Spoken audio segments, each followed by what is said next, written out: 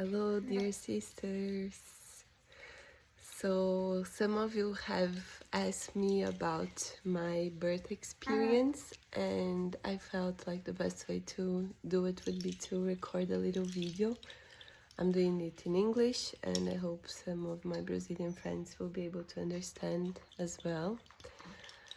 It was a very enriching experience, so I feel that some women that are pregnant or that consider being pregnant one day would also benefit from hearing it, so feel free to share it with whoever you feel like. This is the face of a mother of a 2-month-old. I'm celebrating this moment that I can already leave my baby playing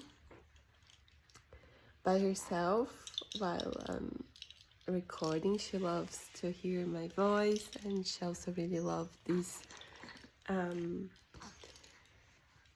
it's like a chocalho, we call it, né? It's like some seeds from indigenous tribe that she's playing with. So I have some notes that I took on the week after giving birth, and I'm going to look back at them so I can remember a little bit more. But basically, where I want to start and where I feel that it's like the most important thing that I want to share, it was my journey before giving birth, actually. That was the beginning of really taking responsibility for the process, because I was 41 weeks and 4 days when Lila was born.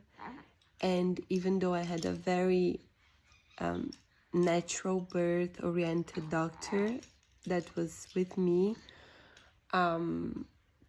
she told me that if I decided to go over 42 weeks, she wouldn't support me, like she wouldn't go with me, and I would have to make that decision.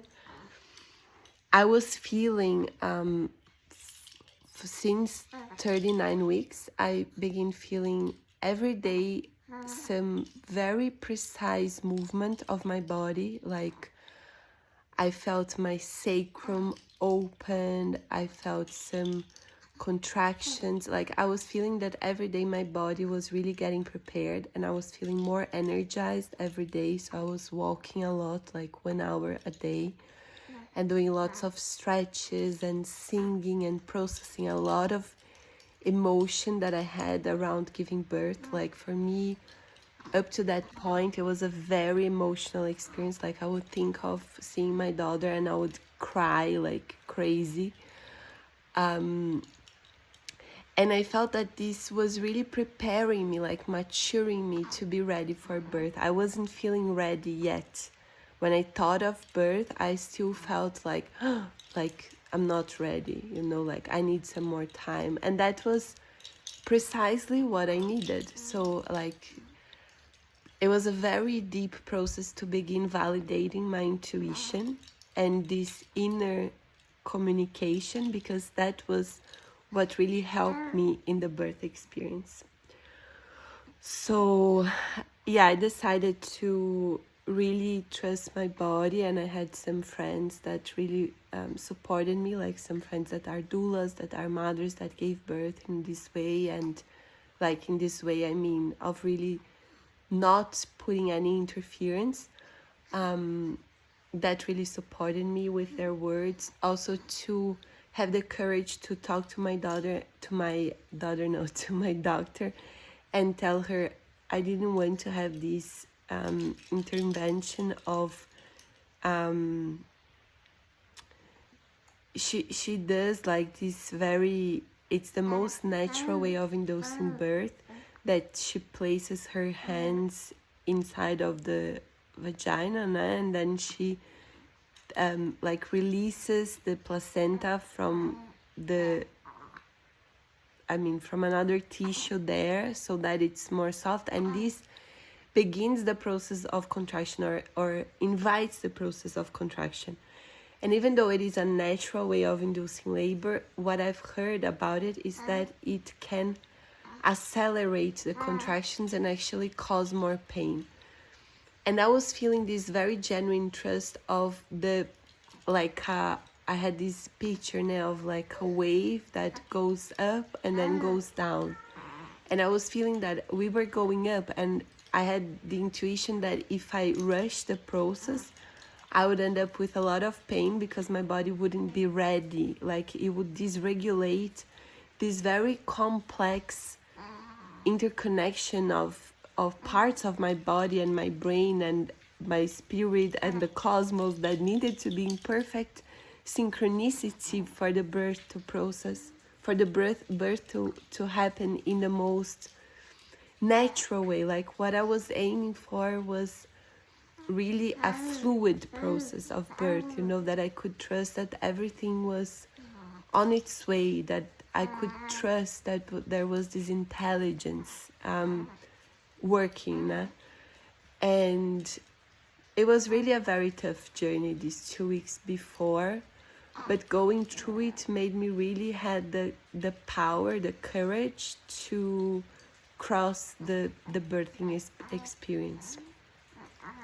So I feel like she's talking. I don't know if you can hear her, but she's like having a deep conversation with her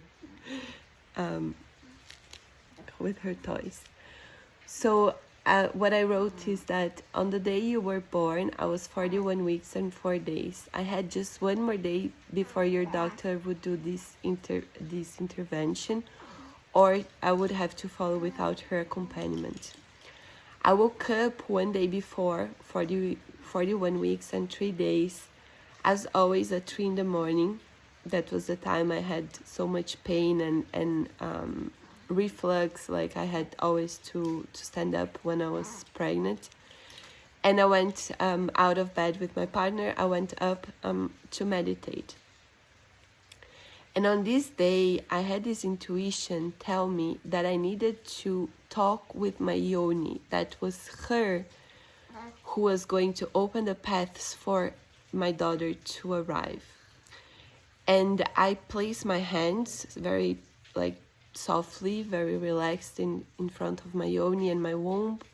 My yoni, my womb and my vulva, like this whole complex. And as always, I envisioned her as a very ancient woman, kind of like a frog woman.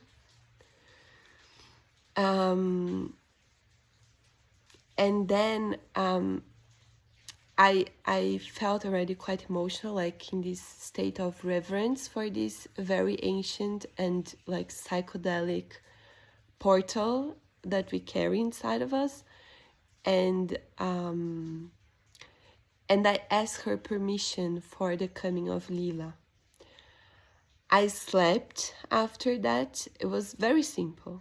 I slept after that, and at 4 a.m. I woke up with a huge, very strong contraction. It was so strong that I felt that my legs were melting.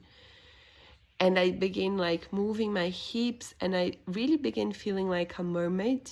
Like on this pre-birth was very psychedelic. And I began chanting for Iemanjá, the goddess of the ocean. And I was really celebrating, after so much waiting, the first contractions really felt like such a victory of really a confirmation. Okay, my body is going to do it. I will enter birth naturally. Everything is perfect, everything is right. And I was really, really happy, even though it was already quite intense, my sensations. And this was early in the morning. They started having this rhythm of coming every 20 minutes. And this is how I went through the whole day. And deep down, I was really trusting, okay, this is going to happen now. She's going to come. Every time these contractions would come, I would be in this expectation mode. And I was really feeling that every time it was opening me a bit more. I went again walking in the park because I really wanted to keep the movement going. I went buying some coconut water that I felt I needed for birth, and it was really good. I went to the acupuncture, which I was also doing to help me to induce labor in a very non-interferent way. And then I had an ultrasound, which I had to do every 2 days in these last weeks. And the doctors were really not encouraging me. Like, I was sharing that I was already having these contractions, and they were like, oh yeah, but she's still so high up, like your belly is still so high up, and your pulse, also the acupuncturist said, no, your pulse is still not really giving signs of birth, but let's see, no. Then in the night, okay, so it's not really, they're not really encouraging me. We went to the Hare Krishna to sing, and they were celebrating the divine union of a couple there in the Hare Krishna tradition. And I remember I went there to the altar and I touched these figures, and I really felt this love, like this divine love fill up my heart, and it felt like very auspicious energy that I was in. And we even went to have dinner in the Japanese restaurant after it. And again, like the lady that we always go there, she was like, oh no, your belly's still so high, and no, you still need some more time. I arrived at home exhausted. I packed my things that I would need for giving birth. Like I still was trusting that it was going to happen. And then 20 minutes I was laying down. I woke up with such a strong contraction. I said to Guy, like, I'm going up and I need to concentrate. Then around 22, like this was around 8, then around 10 in the night, the contractions were so strong that I didn't have a position to stay anymore. Like, I asked her father, and because I wrote the notes, like I'm telling her the story, so I'm gonna share it this way. I asked your father to bring the ball, the water, and the mattress, and they were coming every 15 to 10 minutes. Then I remember I stood up and like my legs were shaking. I was in full like Kundalini surrender, really, feeling these waves move through my whole body. It was very intense, and I was already afraid, like, how am I going to go to my daughter's house in this state, you know? And I remember looking up at the moon and really remembering that I was grateful and being very, even though I was afraid of not being able to, I was in a lot of faith. Like there was a lot of faith present, and I felt that this was super important for me. It was full moon. I was like super full moon that day. Then, then my doctor sent me a message asking me how I was. I called my doula, and then the doula arrived. Like 20 minutes later, she arrived, and we started counting like the contractions. And then she saw that they were like increasing. She measured me, and I was already 7 centimeters dilated. She didn't tell me this at the time. She was just like, oh, how beautiful, it's time to go. Like, it was very sweet how she spoke after she did the touching exam. And then, so we went to my doctor's house, which is like 5 minutes from my parents' house. And I could rest a little bit because the contractions got a little bit slower. And the place where I had the most pain the whole time was on my back, on my sacrum. And I needed my partner to keep massaging me like the whole time. And I would get really, really mad if he would like stop it, because he would also like sleep or something. Then I was like doing all the postures I knew, until at one point I looked at my doula and she told me, okay, like from now on, there is no more comfortable posture because the work is really going to get more intense. And I understood that I needed to open my body to these waves, like that I needed to visualize that they would spread through my system.